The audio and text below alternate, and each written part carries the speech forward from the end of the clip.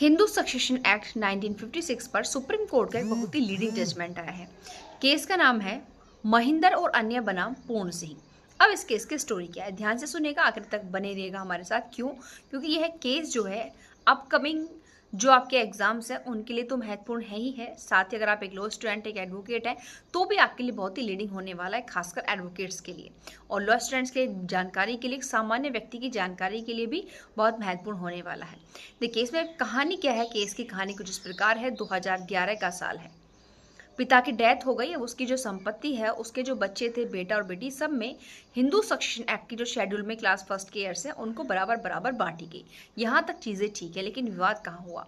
विवाद यहाँ हुआ कि उनमें से कुछ भाई बहनों ने क्या किया, अपनी संपत्ति तीसरे पक्षकार को बेचने के लिए सहमत हो गए।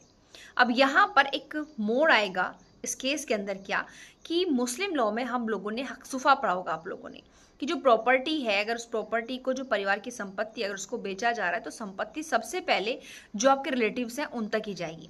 लेकिन ये चीजें तो हमने हिंदू सक्सेशन एक्ट में कहीं नहीं पढ़ा। ऐसा तो हिंदू सक्सेशन एक्ट में नहीं है ना कि जो प्रॉपर्टी है वो केवल आपके जो रिलेटिव्स हैं, घर वाले हैं, उन्हीं को मिलेगी। तो उसी पर तो ये केस डिपेंड है, इसीलिए तो ये इंपॉर्टेंट हो जाता है। यहाँ पर बात क्या थी, जैसे मैंने आप लोगों से कहा कि कुछ भाई बहन उस संपत्ति को तीसरे पक्षकार को बेचने के लिए सहमत हो गए। अब वहां पर जो दूसरा भाई था उसने क्या किया, इस पर आपत्ति जताई और जो आपका सेक्शन 22 है हिंदू सक्सेशन एक्ट का, उसका हवाला देते हुए कहा कि जिस प्रकार संपत्ति पर आपका जो प्राथमिकता जो होती है वो क्लास फर्स्ट के ईयर्स को होती है। यानी कि अगर हम प्रॉपर्टी के पार्टीशन की बात करते हैं तो सबसे पहले कौन प्राथमिकता में आएंगे, प्रेफरेंस में कौन आते हैं, आपके क्लास फर्स्ट के ईयर्स आते हैं। तो उसी प्रकार यहाँ पर उस भाई ने यह ऑब्जेक्शन उठाया कि इसी प्रकार जैसे कि संपत्ति के बंटवारे के समय क्लास फर्स्ट के ईयर्स को प्राथमिकता होती है, उसी प्रकार से अगर आपस में परिवार की संपत्ति का शेल किया जाता है, बेची जाती है, तो उसमें भी प्राथमिकता जो है परिवार वालों को ही मिलनी चाहिए। मेन प्रश्न इसमें यही उठाया गया कि फर्स्ट ऑफ ऑल जो प्रीफरेंस है वो संपत्ति बेचने के मामले में घर वालों को होनी चाहिए। अगर वो नहीं खरीदते हैं तभी तीसरे पक्ष को आप प्रॉपर्टी दे सकते हो।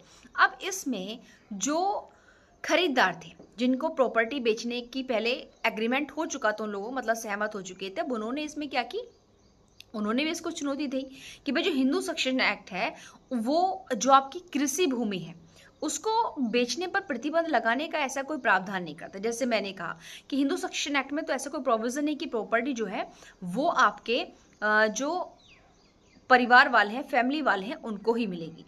लेकिन यहाँ पर इन सारी चीजों के बावजूद होते हुए भी न्यायालय जो था, जो मामला था वो सुप्रीम कोर्ट में पहुंचा। अब यहाँ पर ये देखिएगा कि सुप्रीम कोर्ट ने आखिर इस केस में क्या कहा।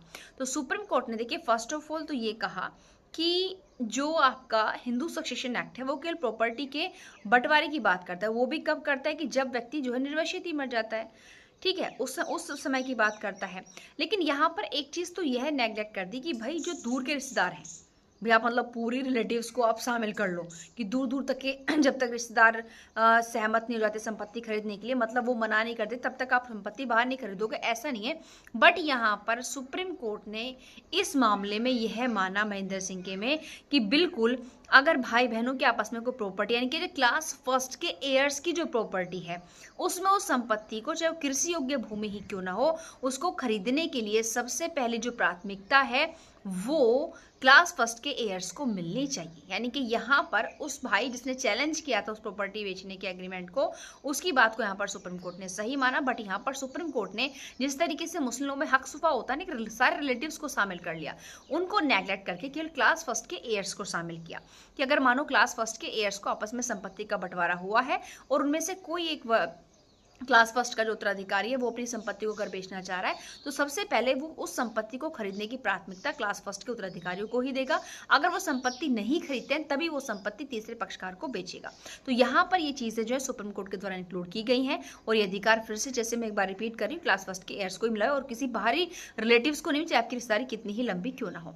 तो यहाँ पर अब आप लोग मुझे कमेंट बॉक्स में कमेंट करके बताएं कि क्या ये चीजें आपके लिए बेनिफिशियल तो ही है, लेकिन आपको कमेंट बॉक्स में बताना ये है कि क्या केवल क्लास फर्स्ट के एयर्स तक ही सीमित रखना उचित है या फिर इसको आगे भी बढ़ाया जाना चाहिए। लेकिन यहाँ पर सुप्रीम कोर्ट ने एक बात और कही है कि यहाँ पर कानून बनाने की जो पावर है वो विधायिका के पास है, संसद के पास है। इसलिए जो सेक्शन 22 है HSA का, हिंदू सक्सेशन एक्ट का, उसमें अगर इस प्रकार का प्रोविजन नहीं है तो उस चीज को जो है इंक्लूड करने का काम सुप्रीम कोर्ट का नहीं है।